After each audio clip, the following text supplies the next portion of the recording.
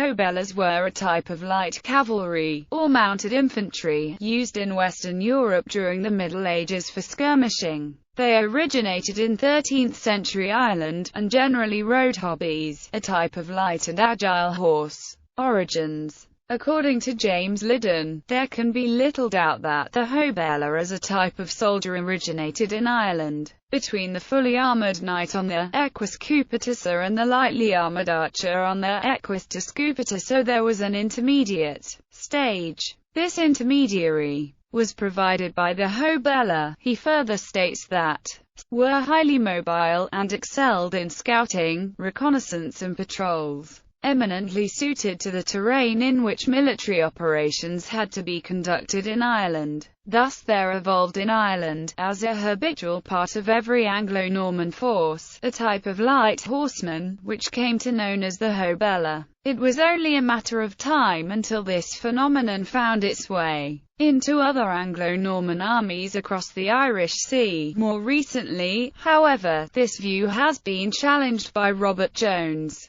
who believes that the ancestor of the Hobelar was a form of second-class cavalryman called a muntator. These soldiers originated in the Anglo-Welsh armies which invaded Ireland in the 12th century. Jones accepts, however, that the Hobelar diverged from the Anglo-Welsh muntator during the 13th century, with the Hobelar becoming lighter armed, perhaps for economic reasons. The Hobelar is thus still seen as a response to military conditions in Ireland, rather than elsewhere. Military use. Hobelars were used successfully by both sides during the Wars of Scottish Independence, with Edward I of England trying to gain advantage by preventing Irish exports of hobbies to Scotland. Robert Bruce employed the hobby for his guerrilla warfare and mounted raids, covering 60 to 70 miles a day. Within Ireland and Britain, they were well known and highly valued. Edward I was much impressed by the abilities of the Irish Hobelar, resulting in extensive use of them in Scotland, even procuring 6 of them from the Decies for his own personal use.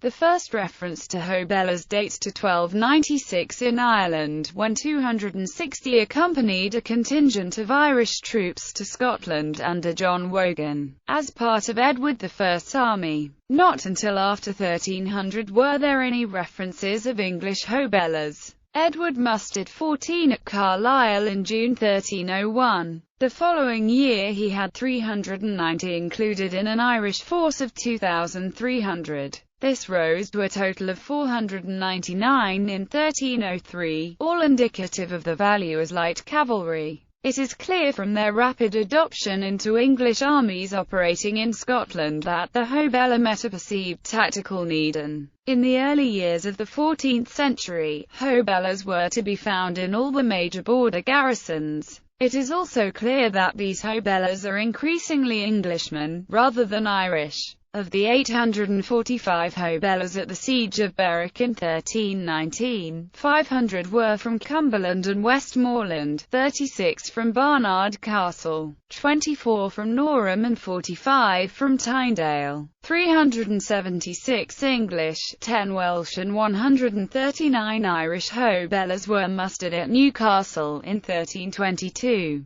The Hobelar became a standard feature in English forces throughout the country in the 1320s and 1330s. Muster records for 1326 show Hobelars being recruited in Norfolk, Suffolk and Oxfordshire. In the 1330s, however, a new type of mounted infantryman begins to be recorded, the mounted archer. In the period 1335 to 1350, the mounted archer gradually surpassed the Hobelar as the predominant mounted auxiliary, especially for foreign service. For example, of the troops summoned to serve at the Siege of Calais in 1346 to 600 were Hobelars as against 5,000 mounted archers. At the same time, however, the Hobelars' place within the structure of English military obligation crystallized. The arms of a Hobelar were first formally defined in 1335. In 1346, it was defined that a man with 10 pounds of goods was to be armed as a Hobelar. The Hobelar remains a named constituent of local forces through the rest of the 14th